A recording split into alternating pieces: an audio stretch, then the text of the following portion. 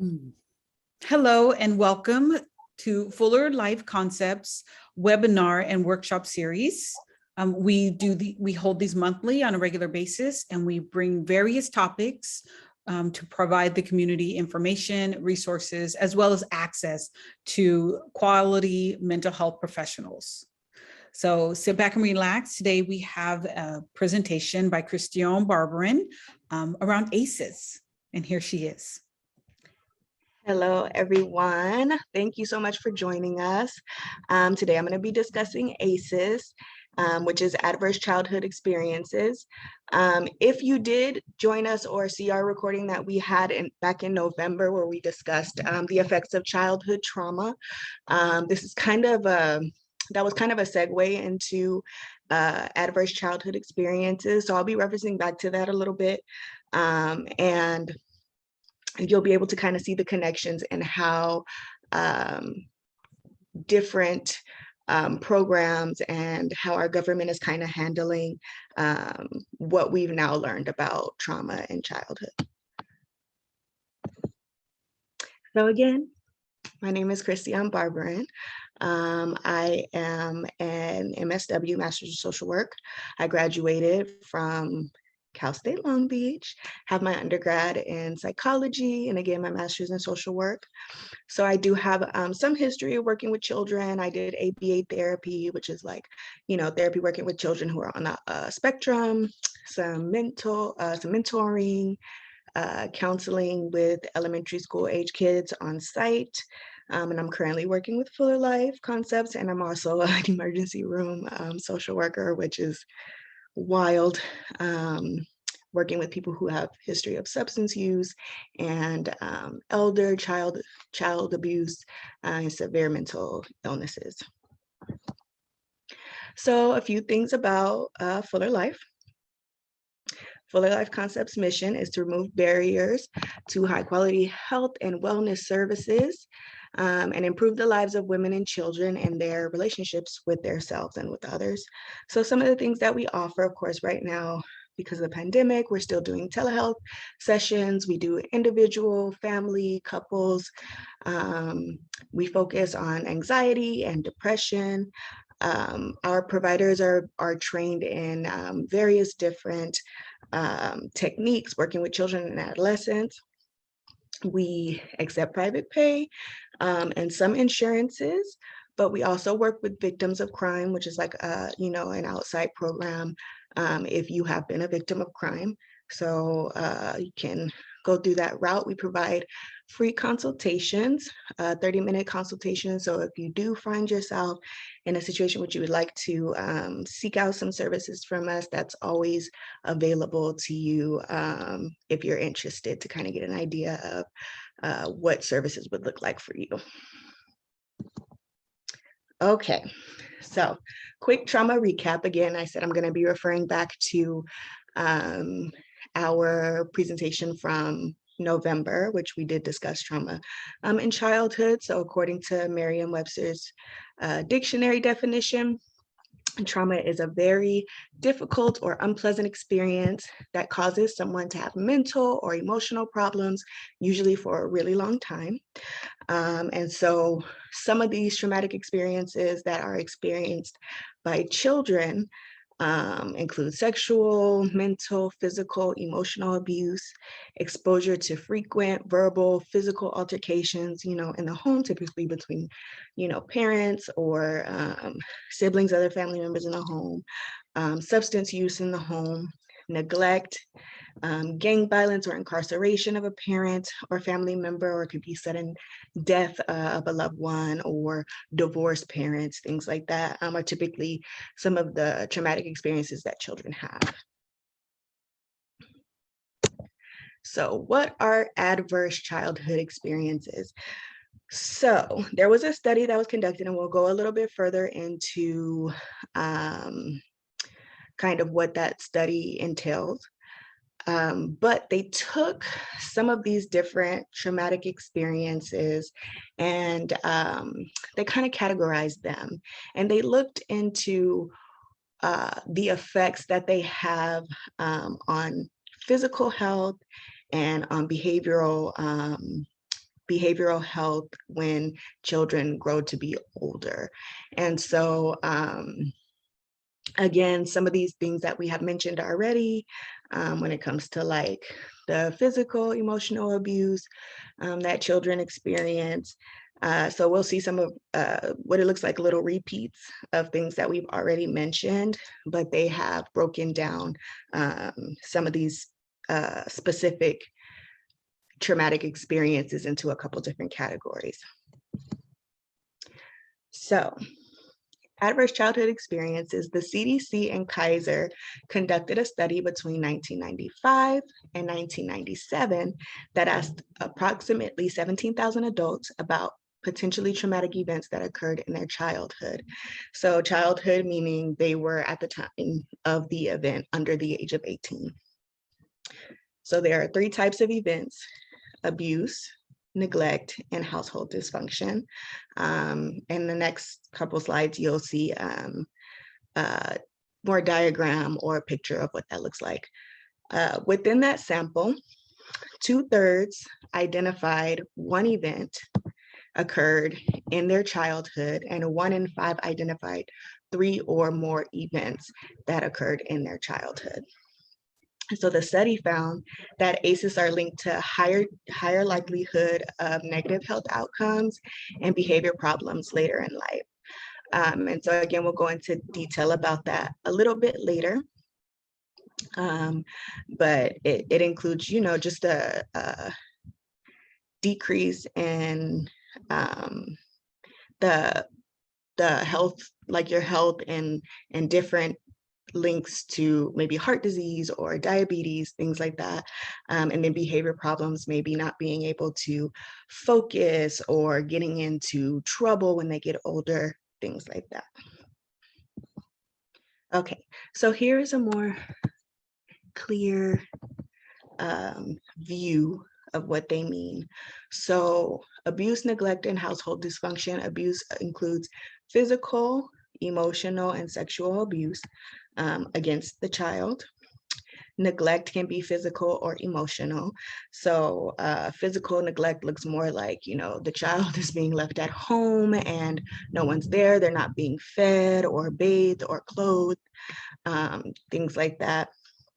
Emotional abuse, maybe the parent is present physically, but not really emotionally or mentally to the child.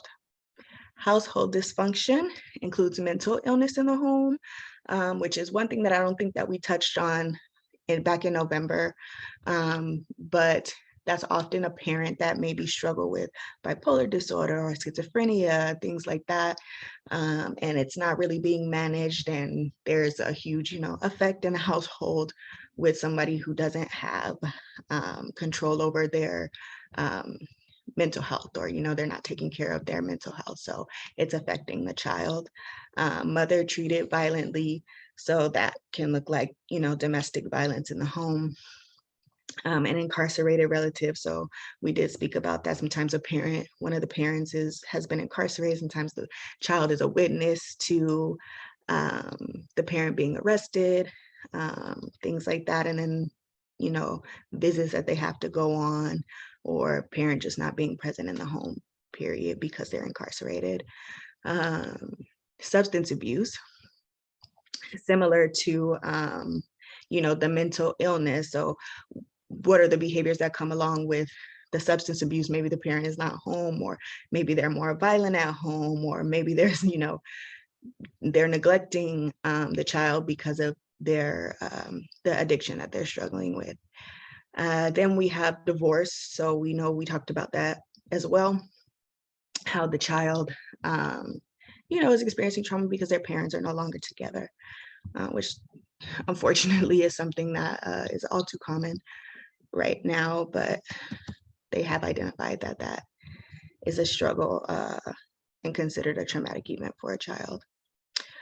So in that study, or in a different study, sorry, that they conducted with the National Survey of Children's Health in 2017 through 2019, 45% of children have experienced at least 1 ACE. In a different study, 61% of adults have experienced at least 1 ACE. So I know that kind of sounds a little funky, so let me try to clarify that a little bit more. The study that was conducted with the National Survey of Children's Health, they actually was conducted with children. So at that time or some point in that child's life, they had experienced at least one ACE. With the study from 2019 from the CDC, the study was conducted with adults. So they have a longer span of time period where they could have experienced a traumatic event because they're already adults. So 61% of adults in that study have experienced at least one ACE. Unfortunately, people of color are more likely to experience adverse childhood experiences more than their white counterparts. And I'm going to break just a couple of those different ethnicities and differences down. So 61% of non-Hispanic Black children, 51% of Hispanic children, 40% of non-Hispanic white children, and 23% of non-Hispanic Asian children have experienced ACEs. Okay, women also are found to be at higher risk than men to have experienced an average childhood experience. So this is a different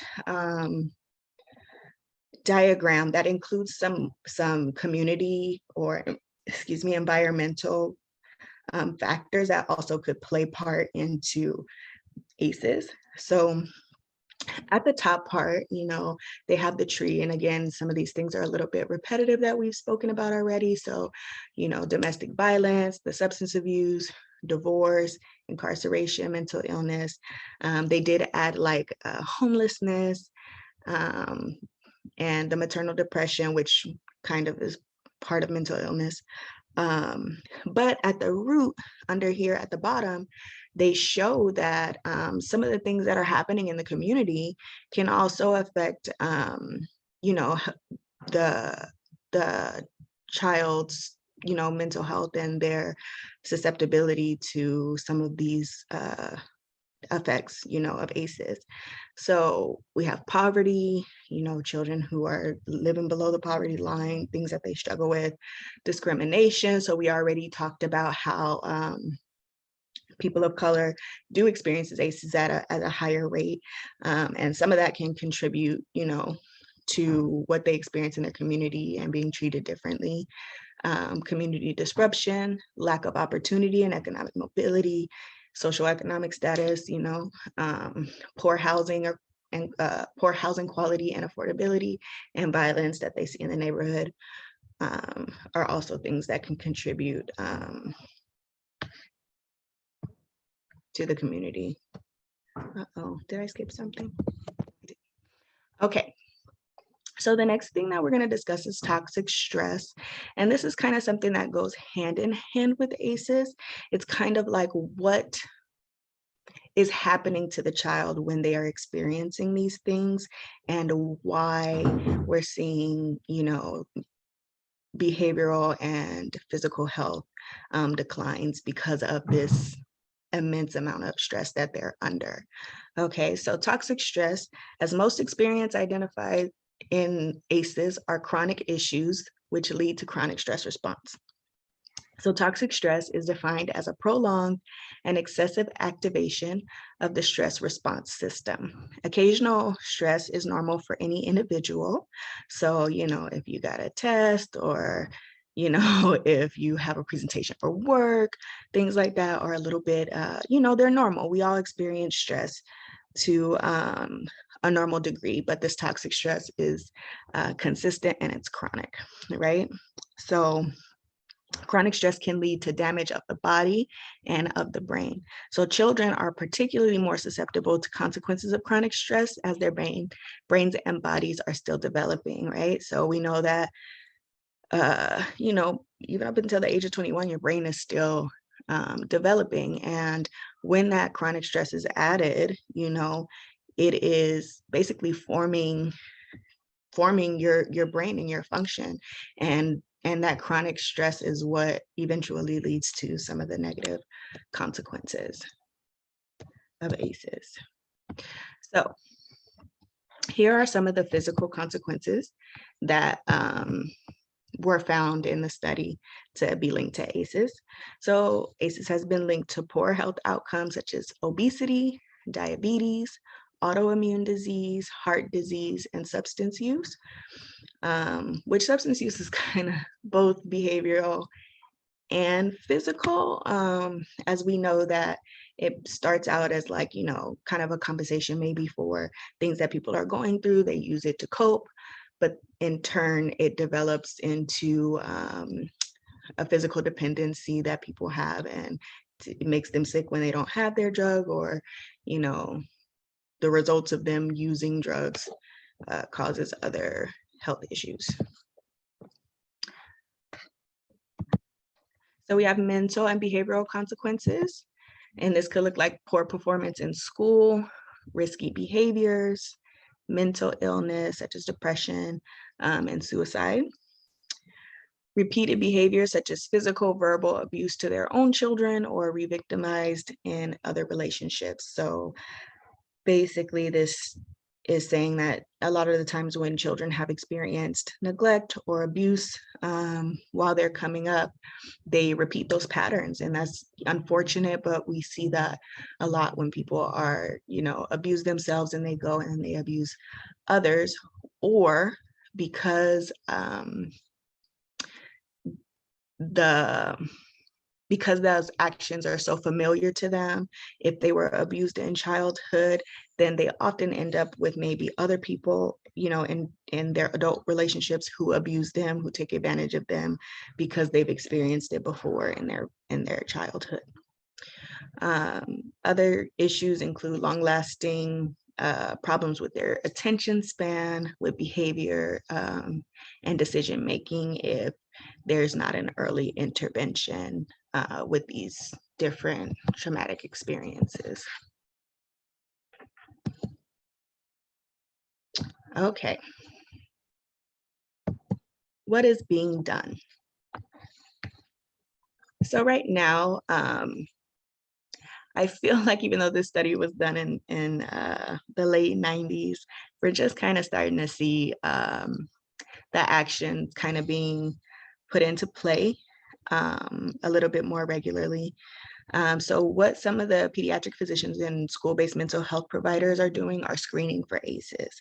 So I know for me, when I was working in the elementary school, the second year, not the first year I was there, they kind of introduced this to us, and we started to screen the kids and test the kids for to see if they experience any of the ACEs and how that can help us and guide us in our treatment, working with them. So I learned that also the pediatric physicians are also screening, their patients for this to see what support that they can provide them to help intervene. So it is a questionnaire that can be given to the client or the patient, patient meaning if it's, the physician, if they're 12 years or older, because we want to make sure that they have a full understanding of what the questions are that are being asked. Again, I know that based on maturity, sometimes the kids are very well aware of what's going on. But you want to make sure that you're getting accurate information. So if they're a little bit younger, then you would talk to the parent and ask the parent if the child has experienced in any of those ACEs that were listed previously. But it can, like I said, it can also be completed with the caregiver. So for adult patients, physicians evaluate ACEs scores to provide education regarding toxic stress, create a treatment plan, assess for protective factors, and link to supportive services. So of course, again, I mentioned that if the patient is a child or if the client is a child, they're going to try to provide that early intervention for them. What can we do to try to combat what's happening? But if they're already an adult and they've already experienced these things in the past, we want to educate them about, what chronic stress is or what toxic stress is, so that they have an understanding of why they may be experiencing some of the things that they've experienced because of what has happened in their childhood, to help create a decent treatment plan for them. What things can they do now to try to treat maybe some of the things that are going on and link them to different services. Okay. So, Miss Nadine Burke Harris is California's first Surgeon General. Unfortunately, she just stepped down. What month are we in? April, in February, from this position, but it was actually created for her in the state of California. And one of the things that she focused on was initiatives to bring attention to adverse childhood experiences and toxic stress in the state of California. And so they do have the awareness initiative, which is what we kind of previously talked about with the screening by the primary care physician with the goal to reduce ACEs and toxic stress by half within the next generation and to create national awareness is kind of what their intentions are. They also have the Burke Foundation. It's not centered in California. I want to say it's New Jersey. But what they do is they conduct research and funding for early childhood interventions to promote healthy births, high quality early care, and enhancing parent and child relationships.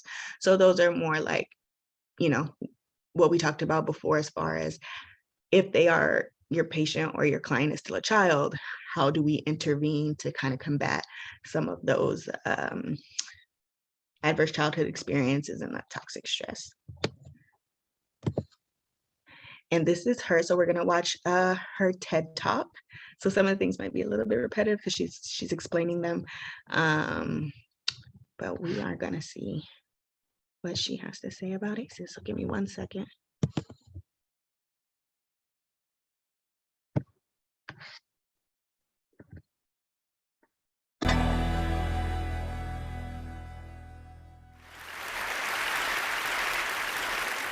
In the mid-90s, the CDC and Kaiser Permanente discovered an exposure that dramatically increased the risk for 7 out of 10 of the leading causes of death in the United States. In high doses, it affects brain development, the immune system, hormonal systems, and even the way our DNA is read and transcribed. Folks who are exposed in very high doses have triple the lifetime risk of heart disease and lung cancer, and a 20-year difference in life expectancy. And yet doctors today are not trained in routine screening or treatment. Now, the exposure I'm talking about is not a pesticide or a packaging chemical. It's childhood trauma. Okay, what kind of trauma am I talking about here? I'm not talking about failing a test or losing a basketball game. I am talking about threats that are so severe or pervasive that they literally get under our skin and change our physiology. Things like abuse or neglect, or growing up with a parent who struggles with mental illness or substance dependence. Now, for a long time, I viewed these things in the way I was trained to view them, either as a social problem, refer to social services, or as a mental health problem, refer to mental health services. And then something happened to make me rethink my entire approach. When I finished my residency, I wanted to go someplace where I felt really needed, someplace where I could make a difference. So I came to work for California Pacific Medical Center, one of the best private hospitals in Northern California. And together, we opened a clinic in Bayview Hunters Point, one of the poorest, most underserved neighborhoods in San Francisco. Now, prior to that point, there had been only one pediatrician in all of Bayview to serve more than 10,000 children. So we hung a shingle, and we were able to provide top quality care regardless of ability to pay. It was so cool. We targeted the typical health disparities: access to care, immunization rates, asthma hospitalization rates, and we hit all of our numbers. We felt very proud of ourselves. But then I started noticing a disturbing trend. A lot of kids were being referred to me for ADHD, or attention deficit hyperactivity disorder. But when I actually did a thorough history and physical, what I found was that for most of my patients, I couldn't make a diagnosis of ADHD. most of the kids I was seeing had experienced such severe trauma that it felt like something else was going on. Somehow, I was missing something important. Now, before I did my residency, I did a master's degree in public health. And one of the things that they teach you in public health school is that if you're a doctor and you see 100 kids that all drink from the same well, and 98 of them develop diarrhea, you can go ahead and write that prescription for dose after dose after dose of antibiotics, or you can walk over and say, what the hell is in this well? So I began reading everything that I could get my hands on about how exposure to adversity affects the developing brains and bodies of children. And then one day, my colleague walked into my office and he said, Dr. Burke, have you seen this? In his hand was a copy of a research study called the Adverse Childhood Experiences Study. That day changed my clinical practice and ultimately my career. The Adverse Childhood Experiences Study is something that everybody needs to know about. It was done by Dr. Vince Felitti at Kaiser and Dr. Bob Onda at the CDC, and together they asked 17,500 adults about their history of exposure to what they called adverse childhood experiences, or ACEs. Those include physical, emotional, or sexual abuse, physical or emotional neglect, parental mental illness, substance dependence, incarceration, parental separation or divorce, or domestic violence. For every yes, you would get a point on your ACE score. And then what they did was they correlated these ACE scores against health outcomes. What they found was striking. Two things. Number one, ACEs are incredibly common. 67% of the population had at least one ACE, and 12.6%, 1 in 8, had 4 or more ACEs. The second thing that they found was that there was a dose-response relationship between ACEs and health outcomes. The higher your ACE score, the worse your health outcomes. For a person with an ACE score of 4 or more, their relative risk of chronic obstructive pulmonary disease was 2.5 times that of someone with an ACE score of 0. For hepatitis, it was also 2.5 times. For depression, it was 4.5 times. For suicidality, it was 12 times. A person with an ACE score of 7 or more had triple the lifetime risk of lung cancer and 3.5 times the risk of ischemic heart disease, the #1 killer in the United States of America. Well, of course, this makes sense. You know, some people looked at this data and they said, come on, you have a rough childhood, you're more likely to drink and smoke and do all these things that are going to ruin your health. This isn't science. This is just bad behavior. It turns out this is exactly where the science comes in. We now understand, better than we ever have before, how exposure to early adversity affects the developing brains and bodies of children. It affects areas like the nucleus accumbens, the pleasure and reward center of the brain that is implicated in substance dependence. It inhibits the prefrontal cortex, which is necessary for impulse control and executive function, a critical area for learning. And on MRI scans, we see measurable differences in the amygdala, the brain's fear response center. So there are real neurologic reasons why folks exposed to high doses of adversity are more likely to engage in high-risk behavior. And that's important to know. But it turns out that even if you don't engage in any high-risk behavior, you're still more likely to develop heart disease or cancer. The reason for this has to do with the hypothalamic pituitary adrenal axis, the brain's and body's stress response system that governs our fight or flight response. How does it work? Well, imagine you're walking in the forest and you see a bear. Immediately, your hypothalamus sends a signal to your pituitary, which sends a signal to your adrenal gland that says, release stress hormones, adrenaline, cortisol. And so your heart starts to pound, your pupils dilate, your airways open up, and you are ready to either fight that bear or run from the bear. And that is wonderful if you're in a forest and there's a bear. But the problem is what happens when the bear comes home every night. And this system is activated over and over and over again. And it goes from being adaptive or life-saving to maladaptive or health-damaging.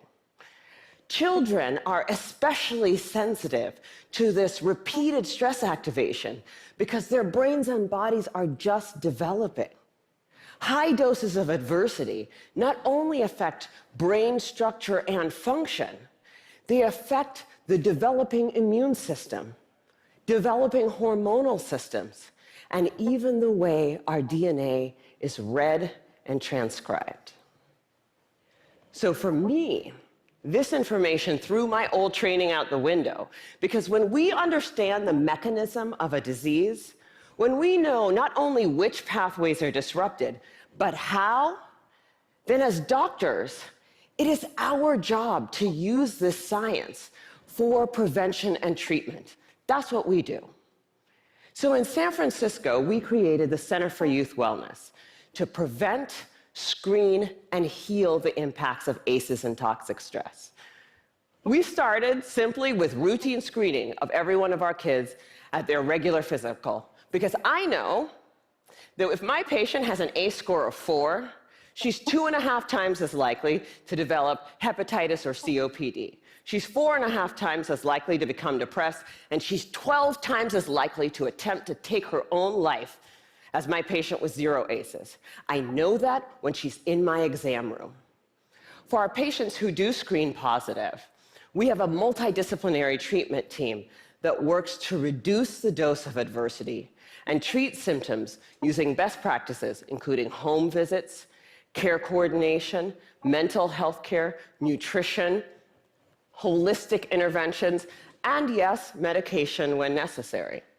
But we also educate parents about the impact of ACEs and toxic stress the same way you would for covering electrical outlets or lead poisoning. And we tailor the care of our asthmatics and our diabetics in a way that recognizes that they may need more aggressive treatment given the changes to their hormonal and immune systems. So the other thing that happens when you understand this science is that you'll want to shout it from the rooftops, because this isn't just an issue for kids in Bayview. I figured the minute that everybody else heard about this, it would be routine screening, multidisciplinary treatment teams, and it would be a race to the most effective clinical treatment protocols. Yeah, that did not happen.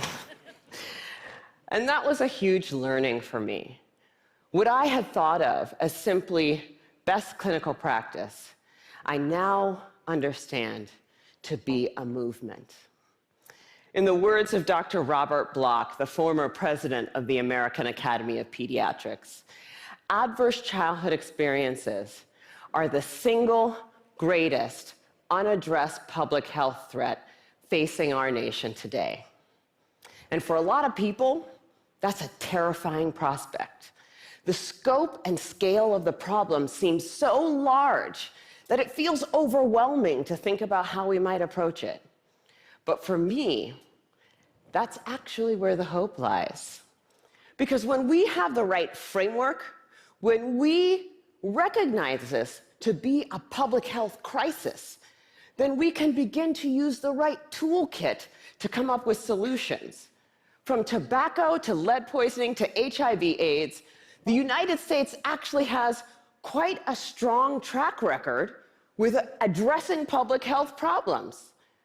But replicating those successes with ACEs and toxic stress is going to take determination and commitment.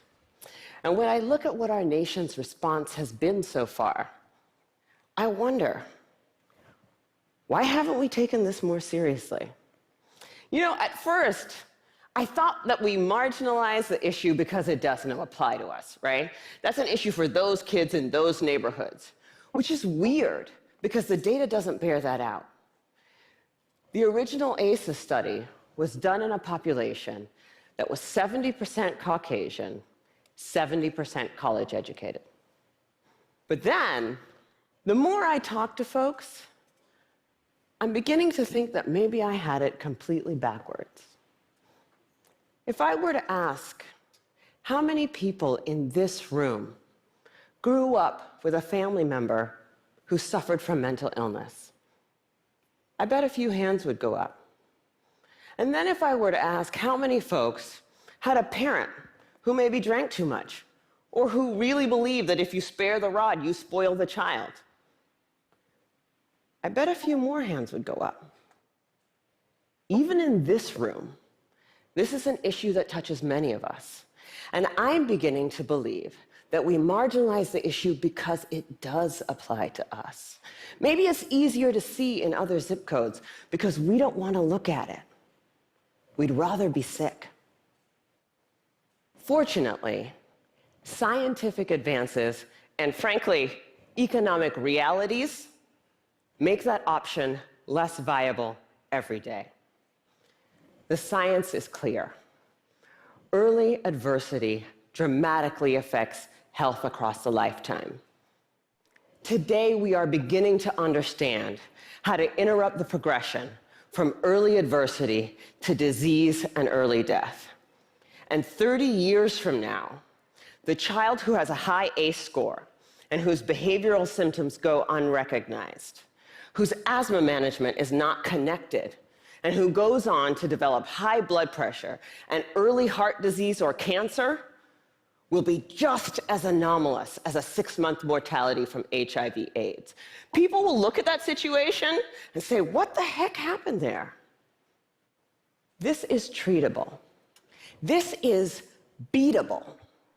The single most important thing that we need today is the courage to look this problem in the face and say, this is real, and this is all of us. I believe that we are the movement. Thank you.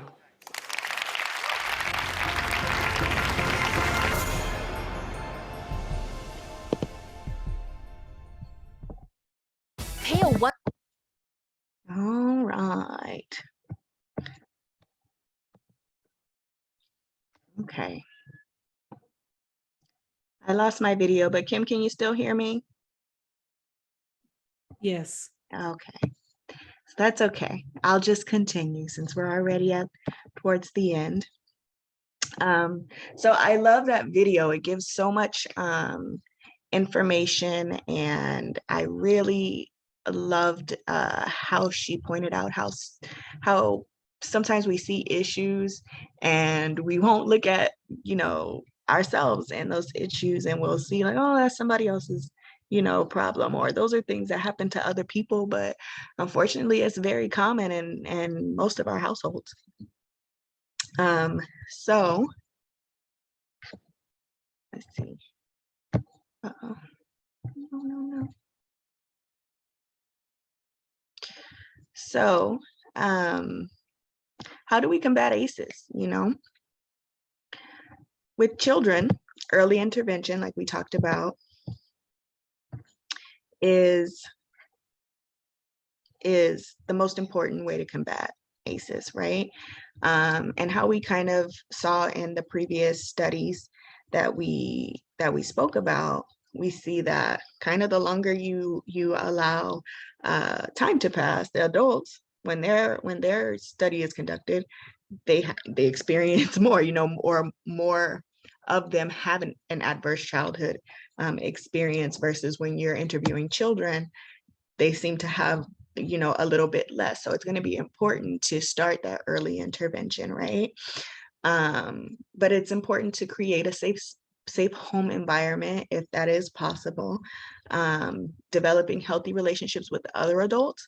So I'm sure you've heard of people who are saying, you know what, my home life wasn't that great. You know, my parents, they fought all the time, but I had this one teacher, you know, who looked out for me, or who was paying attention, who saw me, or I had a coach who was encouraging me, who was picking me up and, you know, fed me or did different things. So sometimes just having another adult in their lives to kind of combat, you know, what may be going on at home, or to care for them in the way that may not be occurring at home, is one great way to combat. Also, seeking trauma-informed mental health services. So, you know, part of what we provide, helping with doing therapy of different techniques for these children, or like I said previously, maybe on site at their schools, having a counselor or something like that.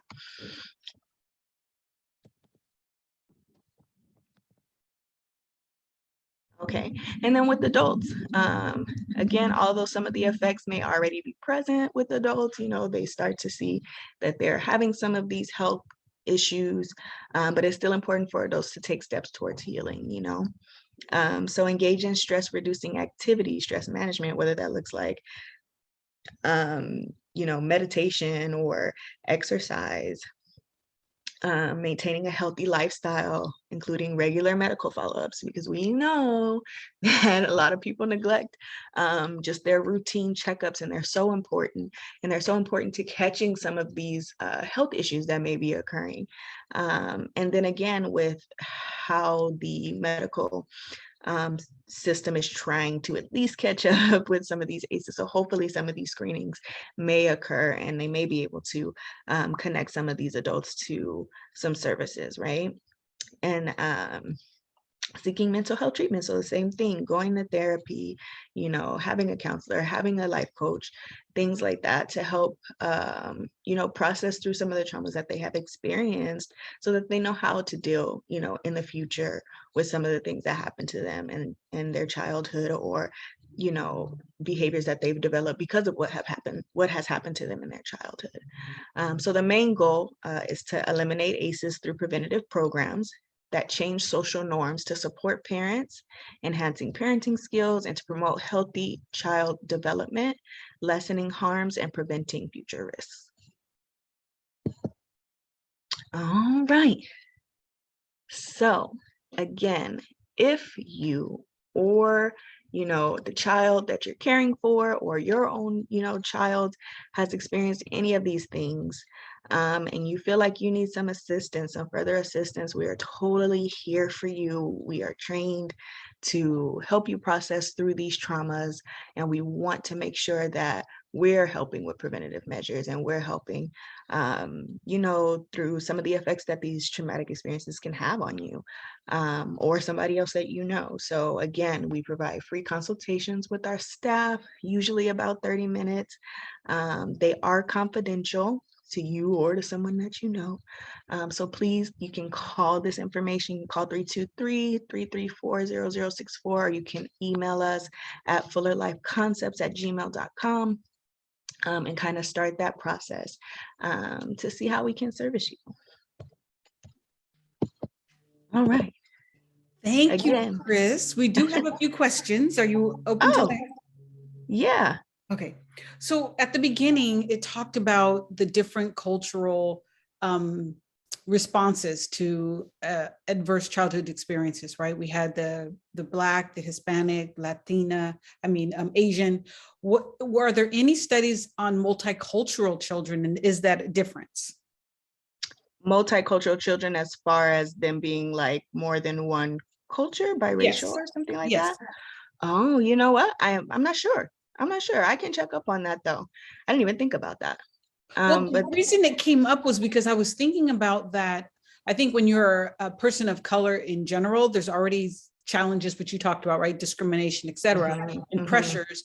But then I was thinking there's that additional trying to balance all these different cultures. And if that had an additional challenge, you know, so that was just a question. Why do any information on why women seem to have higher ACE score than men? ACE scores than men. You know what? I again, I didn't find out why but I just saw it when I looked up a couple of different studies, one of them more on the health side and the other one from their actual ACES website. They don't mention why that is that the women are experiencing them more. Yeah, it's very interesting. I would think that maybe it has something to do with vulnerability. But again, I don't want to, make any assumptions. Of course, my bias was that the way society treats women and men differently, that men shrug it off. That doesn't necessarily mean that they don't have the same like emotional, Experiences. physical experience Uh-huh. of it. Just curious. So I was a little surprised at the community environment, right? Because I Yes. think we try to discount. We talk about like if there's violence, like if you're in a dangerous neighborhood, Mhm. but the impact of the violence or the experience in the home, or somebody not in the home, or somebody having mental illness in the home, or et cetera, and how that came up was so surprised at that. Did you have any reaction to that too? You know what? I was glad that they actually looked at it because when I first started to hear about the study, and like I said, when this first came to me, I was working in the elementary schools, and that wasn't something that was brought up or something that was mentioned was what is going on in the environment.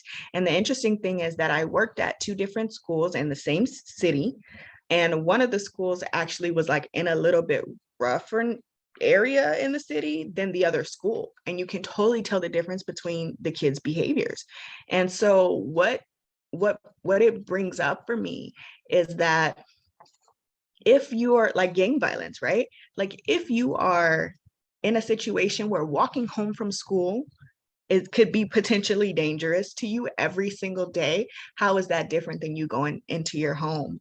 You know what I mean? And Yes. having somebody there who is a potential danger to you. Yes. It's the same stress response, chronic stress response over and over and over again. I need to make sure that I make it home safely just walking to school. Right. And it makes sense that it really stimulates our central nervous system, right? That Mhm. Dr. Burke was talking about in terms of the fact that you're constantly on guard. Yeah, And that just deteriorates a lot of our functioning. Okay, I have one more definitely. comment, I guess.